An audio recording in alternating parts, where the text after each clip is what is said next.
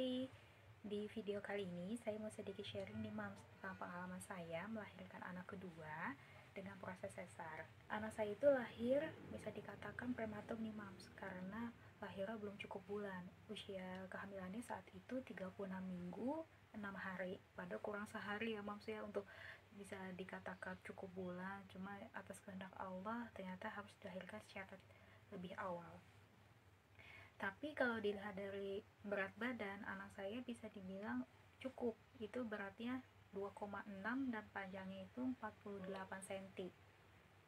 Mulai memasuki di trimester ketiga dengan usia kehamilan itu kalau nggak salah 33 minggu itu saya sempat mengalami pendarahan tuh Mams. Jadi waktu malam harinya itu saya sempat mengalami kram perut. Itu rasanya kalau dirasain tuh kayak momen hari pertama itu sakit banget.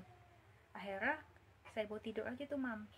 Nah seperti biasa sekitar jam 3 pagi saya bangun, lalu saya pipis kamar mandi, dan ternyata kok banyak banget keluar darah, itu mengalir gitu aja banyak banget. Lalu saya bangun itu ke suami. Nah pas subuhnya itu saya pipis lagi, pendarahan lagi tuh Mams, sama banyak. Tapi parahnya itu ada gumpalan-gumpalan daging. Itu yang bikin saya makin khawatir, ya Allah ini kenapa gitu. Saya pada saat itu mikirnya takut terjadi keguguran. Pas jam 8, jam 10 itu sama pendarahan lagi, tapi nggak sebanyak pada saat malamnya tuh. Jadi total sebelum ke bidan itu saya pendarahan 4 kali. Nah lalu siang harinya saya pergi ke bidan. Di bidan diperiksa, ternyata belum terjadi pembukaan, karena pada saat itu bidannya mengira saya sudah terjadi pembukaan, ternyata belum. Akhirnya saya diresepin obat sama bidannya, lalu bidannya bilang kayak gini Mams, Ibu nanti kalau misalkan setelah minum obat ini ternyata masih pendarahan, Ibu langsung pergi aja ya ke rumah sakit, nanti dicek USG oleh dokternya. Tapi kalau misalkan ternyata setelah konsumsi obat ini darahnya udah berhenti, udah Ibu nggak usah khawatir, Ibu nggak apa-apa insya Allah ya. Tapi saran saya Ibu udah harus bed rest total, nggak boleh ngerjain apapun, dan Ibu nggak boleh berhubungan suami istri dulu, kata bidan kayak gitu. Ya udah akhirnya saya turutin tuh keinginan bidan. Alhamdulillah tuh Mams, setelah konsumsi obat itu saya udah berhenti, nggak pendarahan lagi. Singkat cerita, di 2 minggu kemudian saya pergi ke puskesmas tuh Mams. Rencananya pada saat itu saya mau buat surat rujukan untuk melahirkan normal dengan BPJS. Sebelumnya saya sempat cerita ke bidannya kalau saya sempat mengalami pendarahan. Mendengar kabar kayak gitu, bidannya gak berani untuk mengeluarkan surat karena terlalu beresiko. Akhirnya saya disuruh cek lab terlebih dahulu. Ternyata hasilnya habis saya rendah, hanya 7 dari 12. Karena kondisinya kurang baik, bidan akhirnya membuatkan saya surat rujukan untuk konsultasi terlebih dahulu ke dokter di rumah sakit. Nah di hari yang sama akhirnya saya di USG oleh dokter. Hasilnya ternyata saya mengalami placenta previa. Kan saya nggak ngerti ya apa itu. Akhirnya dokter ngejelasin ternyata placenta previa itu kondisi di mana si ari-arinya ini menutupi jalan lahir Mams. Nah placenta previa itu kan ada 3, totalis, sebagian, dan di pinggir dinding rahim. Nah saya itu ada di kondisi placenta previanya sebagian. Kata dokternya kalau placenta previa itu terdiagnosa sebelum usia kehamilan 36 minggu, itu masih ada kemungkinan untuk melahirkan normal. Karena kan ruang geraknya itu kan masih luas ya. Jadi si ari-arinya masih bisa bermigrasi ke atas. Tapi kalau sudah usia kehamilan di atas 36 minggu, ruang geraknya sudah terbatas, sudah sempit bahkan. Makanya dokter pun tidak menyarankan untuk melahirkan normal, ditambah saya juga HB-nya rendah. Itu bisa nyebabin terjadi pendarahan hebat kalau memaksakan untuk normal. Makanya harus ditindak secara operasi. Mulai malam itu juga akhirnya saya harus dirawat inap. Karena gak ada persiapan apapun, suami akhirnya kembali ke rumah untuk ngambil perlengkapan. Sementara saya menjalankan proses rapid test. Alhamdulillah hasilnya negatif. Nah setelah itu saya diinfus, kemudian disuntik alergi untuk mengetahui apakah saya ada alergi obat, dan saya disuntik untuk kekebalan paru-paru. Jam 1 saya kembali ke kamar, jam 2 itu harus sudah mulai puasa. karena pagi harinya saya harus menjalankan operasi. Nah, pada saat masuk ruang operasi itu disuntik anestesi ya, di sini di tulang tulang punggung ya. Saya ternyata dingin. Pas lama kelamaan kan saya dibaringin tuh, rasanya tuh mulai dari sini tuh, mulai perut kayak ngerasa kayak ada yang jalan sampai ke kaki, itu mulai mati rasa. Kelama kelamaan yang dirasa tuh mulai pusing. Akhirnya saya diem aja, tapi nggak sampai tidur, cuma ngerasa pusing aja. Saya rasain semua kejadian proses operasinya. Alhamdulillahnya sih pada saat operasi nggak tegang, karena dokter beserta susternya itu alhamdulillah menghibur, jadi nggak bikin takut, nggak bikin tegang. Dan akhirnya jam 10.26 bayi saya keluar, tangisannya kencang banget. Alhamdulillah ya Allah. Terus hal pertama yang saya tanya ke dokternya, gimana dok, bayi saya sehat, lengkap, seluruhnya gitu kan. Alhamdulillah katanya baik gitu. Terus akhirnya bayinya dibawa mendekat ke saya, tapi saya nggak bisa lihat mukanya, hanya sebentar banget itu kelihatan, cuma rambutnya doang, langsung dibawa pergi. Ya sedih banget. Nggak lama itu saya dipindahin ke ruang perawatan. Pada saat di ruang itu tuh saya mulai ngerasa kan obat biosnya udah mulai berkurang ya. Yang dirasain tuh mulai ujung kaki itu kayak ada menjalar ke atas, sampai ke perut, itu mulai hilang tuh efek biusnya.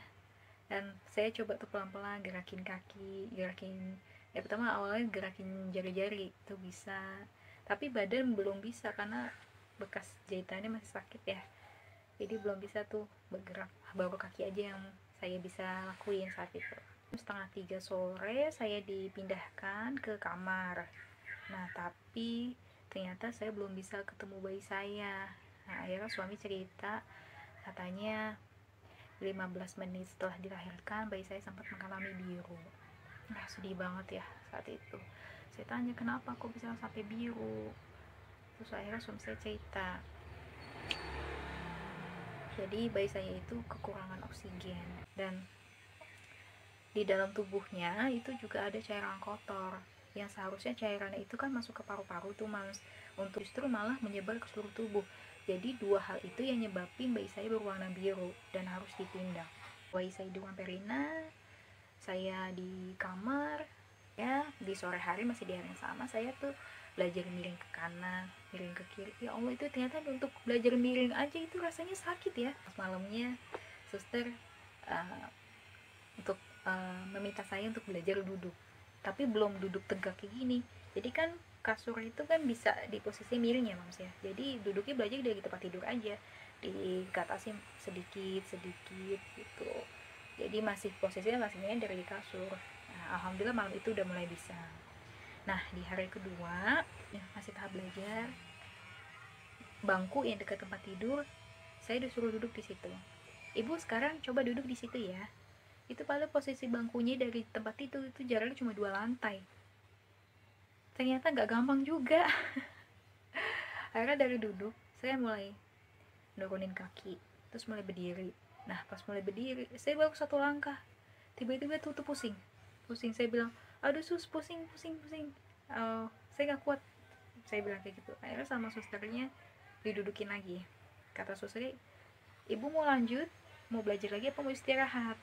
Terus saya bilang, enggak sus, saya mau belajar lagi, saya mau ketemu bayi saya. Itu jadi motivasi saya supaya saya cepat sembuh. Saya tahan rasa sakit itu. Akhirnya di percobaan ketiga bisa, alhamdulillah duduk di bangku. Karena udah bisa duduk di bangku, susternya bilang kayak gini lagi, masih di hari yang sama loh, ibu kateternya saya copot ya. Dicopot sus, nanti saya pipis gimana gitu. Saya belum bisa kamar mandi. Ya ibu belajar, kata saudara gitu. Ya udah deh, ya udah akhirnya dicopot tuh kateternya. Sakit ya, pas dicabut sakit tuh sama. Alhamdulillah udah mulai bisa jalan ke kamar mandi. Sholat maghrib suami saya, akhirnya kita ke ruang perina, tapi dibantu pakai kursi roda karena lokasinya jauh kan. Kamar saya di lantai 4, di ruang perina sendiri itu ada di lantai 3, makanya harus pakai kursi roda. Nah sampai di ruang perina ternyata kursi rodanya nggak boleh dibawa masuk, jadi harus ditinggal di luar. Oke, nggak apa-apa. Pas akhirnya habis itu saya jalan. Nah itu kirain ruang bayi saya itu deket ya, saya itu tuh jauh banget, itu ada di ujung ruangan tersebut. Ya ampun, saya tahan terus jalan. Akhirnya dibantu papa sama susternya, alhamdulillah tuh sampai juga di ruang tempat bayi saya dirawat. Pas saya lihat bayi saya tuh di hari kedua ya, alhamdulillahnya birunya udah hilang, warna kulitnya udah normal, warnanya putih keping-pingan saat itu. Sempat sedih, gak tegang lihat, gimana sih lihat anak sendiri gitu kan, selang di mana-mana, di hidungnya, di mulutnya, terus lihat infusannya, sedih, pasti sedih. Coba saya berpikir saya nggak boleh sedih, saya harus kuat demi anak saya supaya dia juga semangat untuk sembuh. Akhirnya saya ketemu anak saya sapa, assalamualaikum Dek Faizan, ini ibu saya, ibu datang. Saya sapa anak saya gitu, dia ngerespon, mam, seneng banget rasanya, tangan kakinya bergerak, dia kayak ngerti ibunya datang ya. Akhirnya saya di situ ajak ngobrol, saya berdoa, saya ngaji, saya wirid. Nah sampai batas akhir waktu kunjungan, akhirnya saya bilang ke anak saya, adik, ibu balik dulu ya ke kamar, waktunya udah habis sayang, insya Allah besok ibu kesini lagi ya gitu. Adik harus semangat, adik harus kuat, ibu di sini juga kuat untuk adik juga doain ibu biar asinya lancar, supaya adik juga cukup minumnya. Aku bilang gitu kan ya, karena saya nangis, kayak ngerti kali ya mau ditinggal ibunya. Ya Allah, saya jadi sedih. Ya Allah, ternyata saya ngerti apa yang saya omongin. Saya langsung coba tenangin, adik jangan nangis, ibu nggak kemana-mana, ibu kan besok kesini lagi ya sayang ya, adik semangat, ibu juga semangat, kita sama-sama berjuang ya nak ya. Aku bilang kayak gitu. Ya langsung diem. Ya Allah, ternyata dia ngerti apa yang saya omongin. Akhirnya saya kembali ke kamar. Nah di hari ketiganya alhamdulillah kadar oksigennya itu mulai turun. Itu artinya kan paru-parunya semakin bisa bekerja dengan baik. Alhamdulillah, itu kabar yang menyenangkan buat kami. Nah ternyata di hari keempatnya bayi saya mulai kuning, karena saat itu bayi saya belum bisa ngenyot botol. Jadi kan di hari pertama sampai hari ketiga dia masih minum asinya pakai selang, atau istilah medis itu sonde. Nah pada hari keempat itu dilatih sama suster itu untuk minum pakai dot. Ternyata belum bisa tuh ngisap. Masih pelan-pelan, karena ini kali ya baru ya mas, jadi masih asing itu, jadi asinya kurang, jadi makanya dia kuning. Akhirnya di hari keempat itu juga bayi saya harus disinar biru. Itu sampai hari ketujuh. Iya benar, sampai hari ketujuh itu dokter bilang bilirubinnya pada saat itu 9, kan normalnya 5 ya. Nah dokter bilang di situ ada batas toleransi untuk bilirubin senilai 7. Jadi kalau di atas 7 seharusnya sudah harus dirujuk ke ruang NICU. Nah di rumah sakit itu tidak ada ruang NICU, jadi harus dipindahkan ke rumah sakit lain. Ya Allah, dengan kabar kayak gitu sedih dong, karena sebelumnya udah sempat seneng tuh, alhamdulillah udah mulai sehat, ternyata harus kuning dan harus dipindahin ke NICU. Ya Allah, di situ saya dan suami berdoa terus sama Allah. Ya alhamdulillahnya di hari kelima bilirubinnya mulai turun. Nah akhirnya di hari ketujuh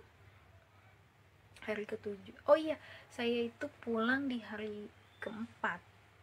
Biasanya kan kalau peserta BPJS 3 hari ya, karena saya justru di situ sampai 4 hari, padahal hari kedua aja saya udah mulai sehat. Karena pas hari ketiga itu hari Minggu, dokternya nggak praktek, jadi saya masih ditahan, belum boleh pulang. Jadi hari keempat saya baru boleh pulang setelah dokternya visit.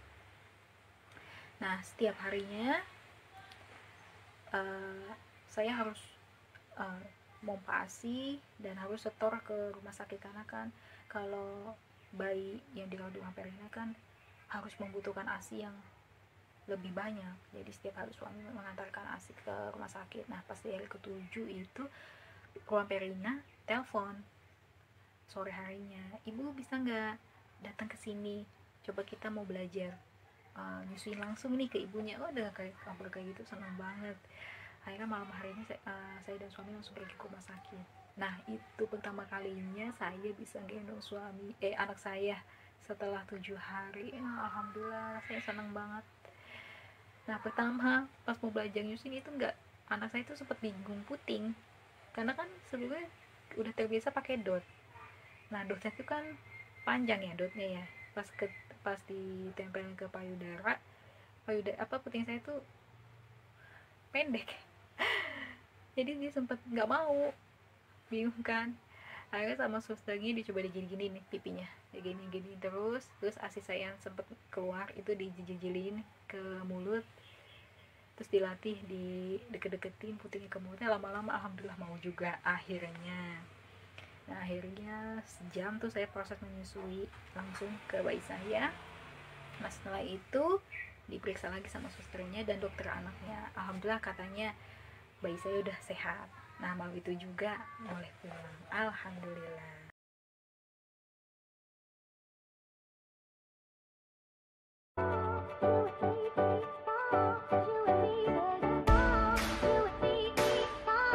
You and me,